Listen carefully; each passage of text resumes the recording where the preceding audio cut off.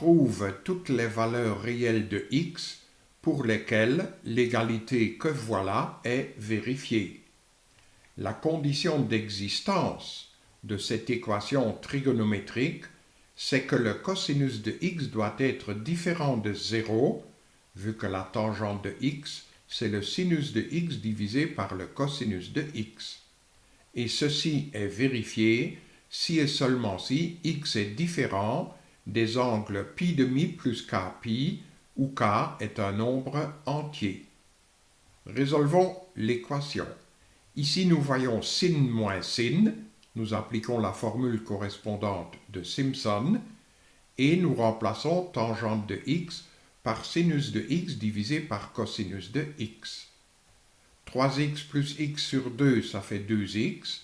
3x moins x sur 2, ça fait x. Nous pouvons simplifier cette équation par 2 et ensuite mettre le sinus de x en évidence. Ainsi, nous obtenons un produit nul. Ce produit est nul si et seulement si le premier facteur est nul ou le deuxième facteur est nul, ce qui nous mène vers ces deux cas. Premier cas, le sinus de x est nul si et seulement si x est égal aux angles k pi avec k nombre entier. Regardons maintenant le deuxième cas.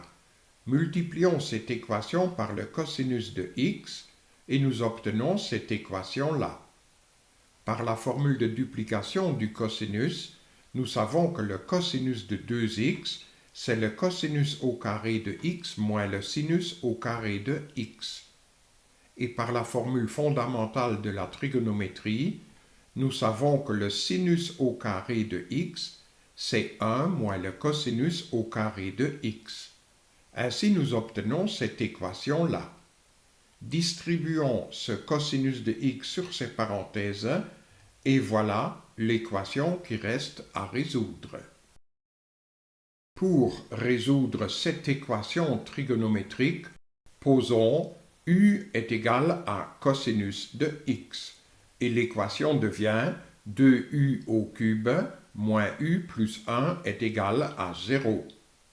On peut voir de suite que moins 1 est solution de cette équation, vu que 2 fois moins 1 au cube, ça fait moins 2, moins 1, donc plus 1, ça fait bien 0. Pour trouver les autres solutions de cette équation-là, nous pouvons donc appliquer la grille d'Horner. Le moins 1 qui annule ce trinôme du troisième degré, on l'inscrit ici. Attention, pour cette ligne des coefficients de u dans l'équation, nous écrivons 2 fois u au cube plus 0 fois u au carré, vu qu'il n'y a pas de terme en u au carré, et puis moins 1 fois u plus 1. Ce 2-là glisse vers le bas. De là à là, il faut multiplier. Moins 1 fois 2, ça fait moins 2, résultat que nous indiquons ici. Et verticalement, il faut additionner. 0 plus moins 2, ça fait moins 2. Moins 1 fois moins 2, ça fait 2. Moins 1 plus 2, ça fait 1. Moins 1 fois 1, ça fait moins 1. Et 1 plus moins 1, ça fait bien 0. Donc, nous lisons dans ce tableau que 2 fois u au cube moins u plus 1 est égal à u moins 1 fois 2 fois u au carré moins 2 fois u plus 1, comme ceci.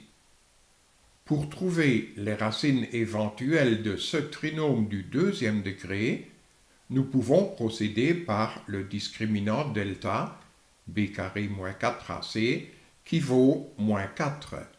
Et comme le discriminant delta est strictement négatif, ce trinôme n'a pas de racine réelle. Par conséquent, la seule valeur qui annule ce produit, c'est moins 1. Moins 1, c'est la seule racine de ce trinôme du troisième degré. Donc u est égal à moins 1 ce qui signifie que le cosinus de x est égal à moins 1. Les solutions de cette équation trigonométrique sont bien sûr tous les angles pi plus 2k pi avec k nombre entier. Maintenant, il faut rassembler ces deux types de solutions. Et nous constatons que toutes ces solutions-là sont comprises dans celle-là. Par conséquent, l'ensemble solution de notre équation trigonométrique, c'est l'ensemble des angles k fois pi, où k est un nombre entier.